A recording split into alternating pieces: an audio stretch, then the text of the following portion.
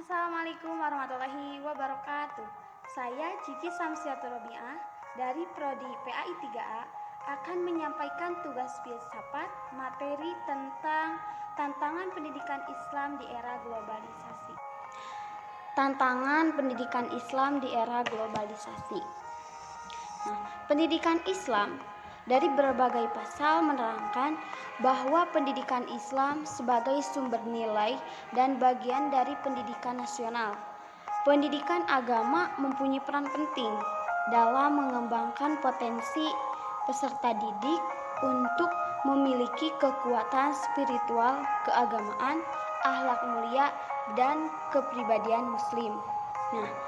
Salah satu ciri dari globalisasi adalah kompetisi dan syarat untuk memenangkan sebuah kompetisi adalah keunggulan. Ini ada 3 tantangan. Tantangan pertama kemajuan iptek, yang kedua demokratisasi, yang ketiga dekadensi moral.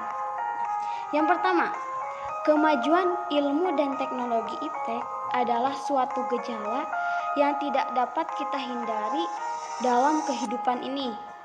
Karena kemajuan teknologi berjalan seiring dengan kemajuan ilmu pengetahuan.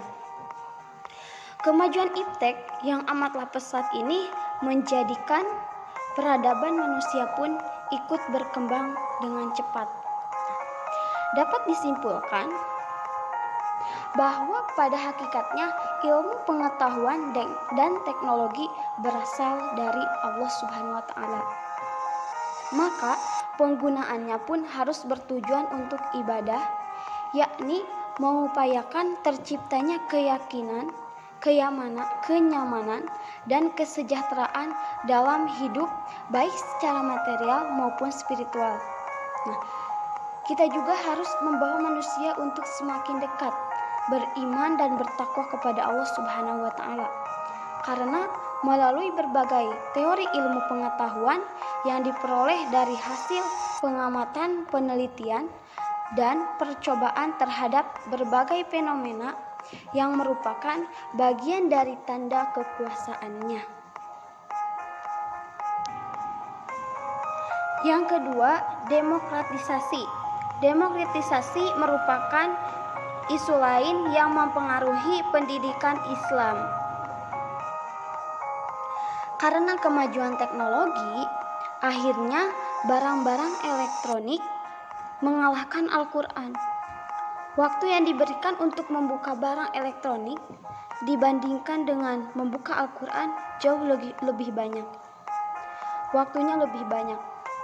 Seperti HP, hampir tiap waktu membuka WA, lain dan sebagainya. Tapi membuka Al-Quran hanya paling lama 5 menit dalam satu hari. Maka dari itu, pertama kita harus memanfaatkan barang sebagai media islami, seperti menggunakan HP dengan WA, Facebook sebagai media dakwah.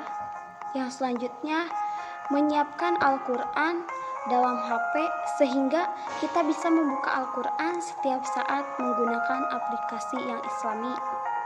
Yang selanjutnya, mengubah pola berpikir yang fanatik menjadi lebih terbuka. Karena kemajuan teknologi, akhirnya barang-barang elektronik mengalahkan Al-Quran. Waktu yang diberikan untuk membuka barang elektronik dibandingkan dengan membuka Al-Quran jauh lebih banyak. Yang ketiga, dekadensi moral. Revolusi teknologi berakibat pada pergeseran nilai dan norma budaya. Pada lazimnya, nilai-nilai budaya dari pihak yang lebih dominan dalam penguasaan iptek akan cenderung berposisi dominan pula dalam interaksi intelektual yang terjadi.